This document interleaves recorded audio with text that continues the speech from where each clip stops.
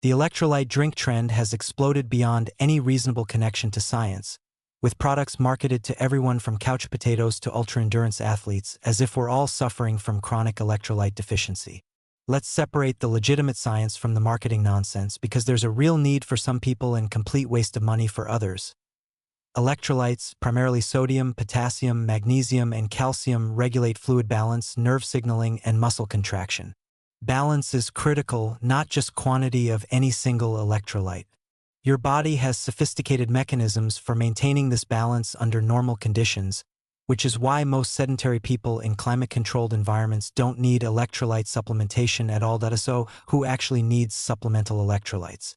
Athletes and manual laborers who sweat heavily, losing significant sodium and other electrolytes. People in hot climates or doing intense exercise in heat. Individuals with certain medical conditions like POTS or adrenal insufficiency that cause salt wasting. People following very low-carb or ketogenic diets, which increase sodium excretion initially. That's it. If you're not in one of these categories, you probably don't need special electrolyte products. Commercial electrolyte products vary wildly in composition and quality. Traditional sports drinks like Gatorade provide sodium and some potassium but are loaded with sugar. Useful during endurance exercise when you need quick carbohydrates, less useful for sedentary consumption. Newer electrolyte packets like LMNT and Liquid 4 provide higher sodium and less sugar, designed more for hydration than fueling exercise. Coconut water is naturally high in potassium but low in sodium, making it inadequate for replacing sweat losses but fine for general hydration. You can make effective electrolyte solutions at home for pennies. The simplest is adding a pinch of salt to your water. A quarter teaspoon provides about 600 milligrams of sodium.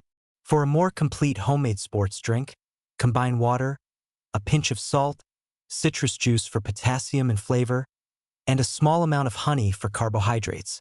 This replicates commercial products at a fraction of the cost.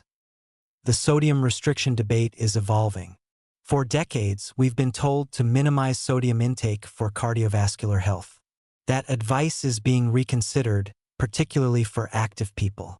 Very low sodium intake can be harmful, especially for people who sweat regularly. Individual variation matters. Some people are salt sensitive, meaning their blood pressure responds significantly to sodium intake. Others are salt wasters who need higher intake. Blanket recommendations ignore this variation. Here's the marketing deception. Electrolyte products are pushed on the general population who don't need them, creating a perceived deficiency where none exists. Someone sitting at a desk in air conditioning doesn't need electrolyte packets in their water bottle. They need plain water and a normal diet, which provides adequate electrolytes from food. Bananas, avocados, potatoes, and beans are all rich in potassium. Most Americans get plenty of sodium from processed foods, often too much, not too little. Athletes have genuine electrolyte needs that vary individually based on sweat rate and sweat sodium concentration. Some people are salty sweaters, leaving white residue on clothing and skin, losing massive amounts of sodium during exercise. Others lose less. Sweat testing can determine individual sodium loss rates, allowing endurance athletes to develop personalized hydration and electrolyte strategies.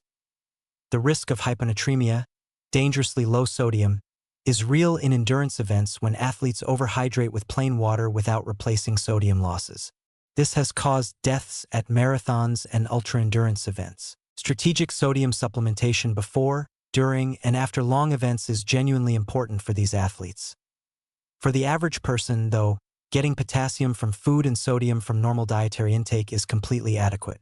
Save your money unless you have a specific reason to supplement.